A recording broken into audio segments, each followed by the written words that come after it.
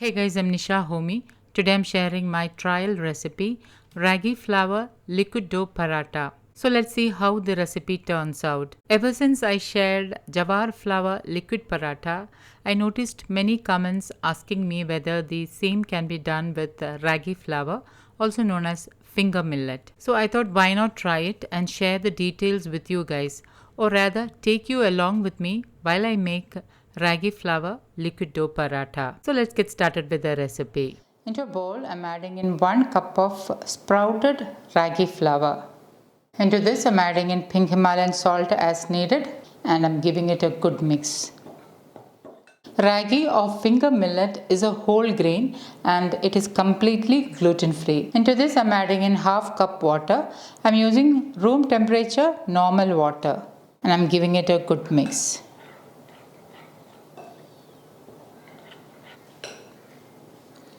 And once mixed, this is how the batter looks. I have measured 1/4 cup of water and I'm going to add in 1/8 cup of water. That is half of the 1/4 cup. And give it a good mix.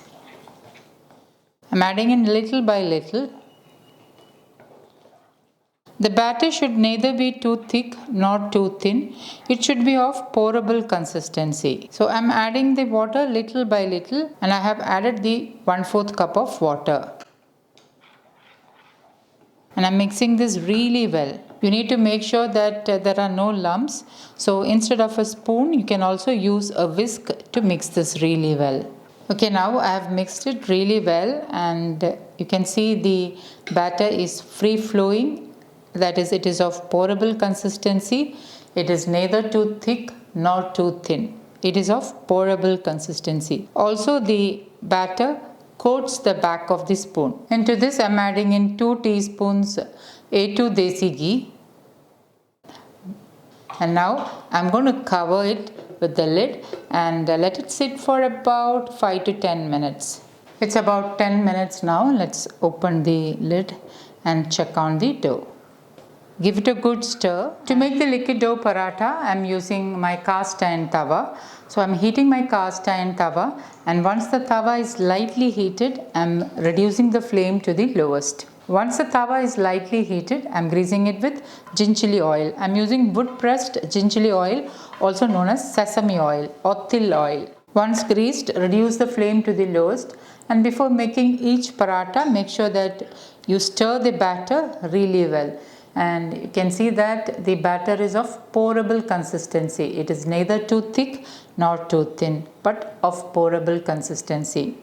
So I'm adding in about 1 to 1.5 ladleful of the batter.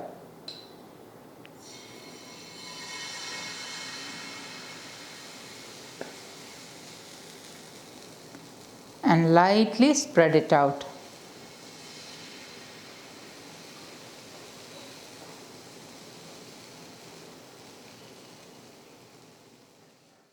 Cover it with the lid and let it cook on low flame. Open the lid and you can see the cracks on top. I try to flip it over and this is what happened. So I tried again and used another tawa and got the same result. Barely managed to flip it over.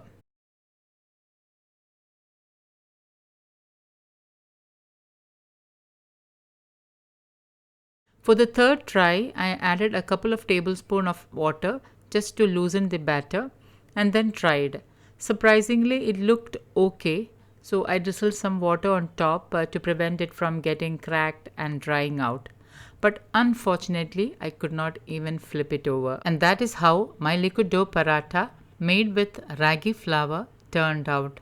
And I hope this video is helpful for those wondering whether liquid dough paratha can be made with ragi flour, just like how I made with jowar flour, which turned out perfect like ordinary paratha. I hope this video is helpful, and do check my jowar liquid paratha recipe.